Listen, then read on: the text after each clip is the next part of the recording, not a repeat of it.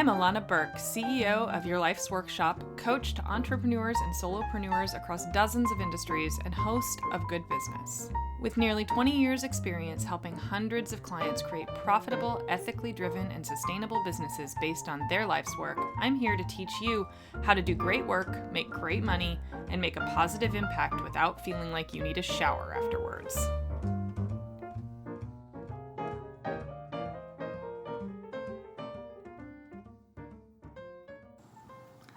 Hi everybody, today's episode is about one area of what people call the CEO mindset. There's about a million things I could approach with this particular topic that I could rail on for quite a while, but today we're going to talk about just one little corner of it.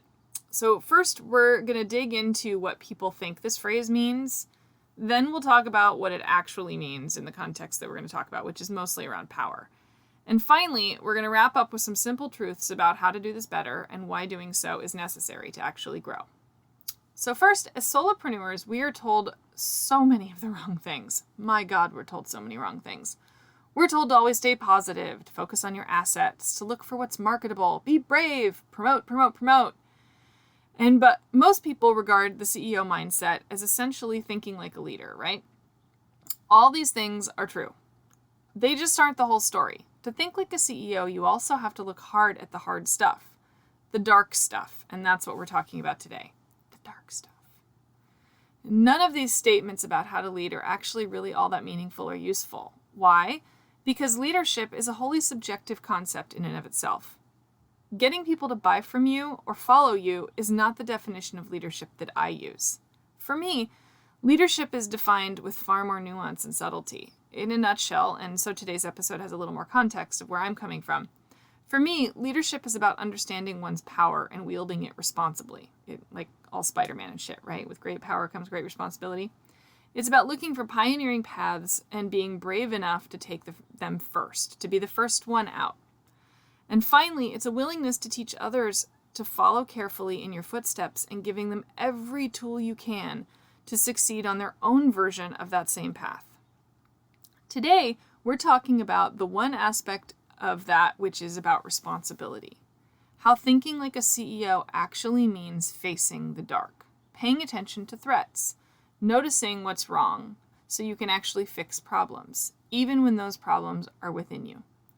So things like competitive disadvantages, threatening trends, personal shortfalls, general faults, financial realities, time constraints, resource shortages. Paying attention to that stuff is also what a CEO is all about. It's not just big thinking and planning and marketing and fun stuff. Just as much as all that is part of it, this has to be there too. It's making the tough decisions and actually thinking about them at every turn. It's looking at the negative instead of being positive all the time. So for every super fun brainstorm session about your next course or your next blog strategy or your next YouTube channel, there should always be a clear, grounded look at the stuff that's no fun at all to think about. You have to ask yourself the really tough questions, like, what's the worst thing that could happen here?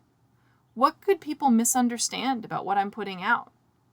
How does doing X affect Y and Z later on? What's the 3-year effect of what I'm doing right now? Is someone out there doing it better? Why do I want to do this in the first place? What are my motivations driven? And are they driven by what are my motivations driving this? And are those the right factors that should be driving it? And most important, am I leading from my values and my desire to be of service first? You have to ask yourself those questions. You have to know what the answers are, or you can't make decisions that hold any level of responsibility for what you're putting out into the world.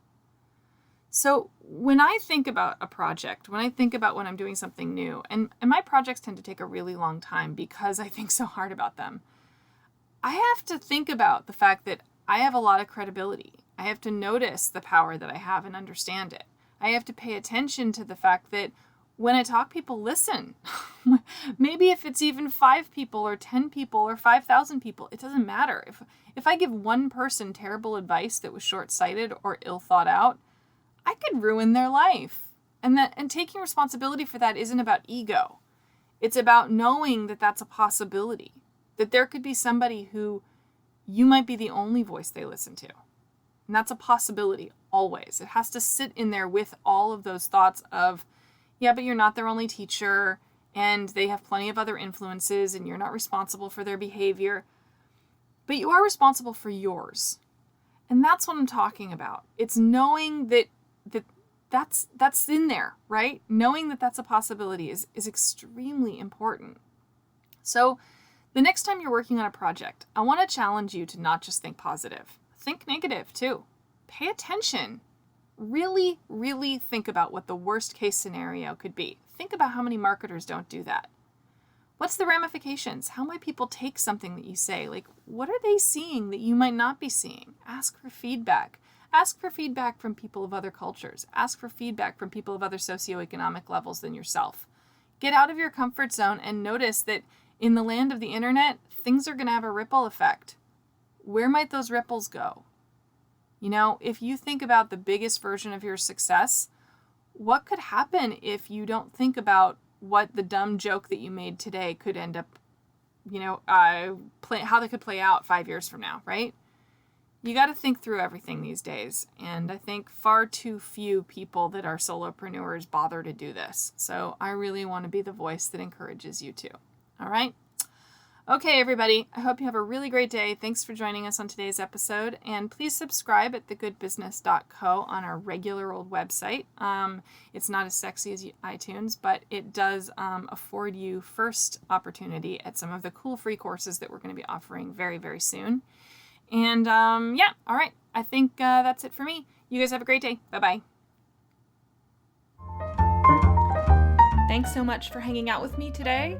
For more information, visit thegoodbusiness.co or yourlifesworkshop.com.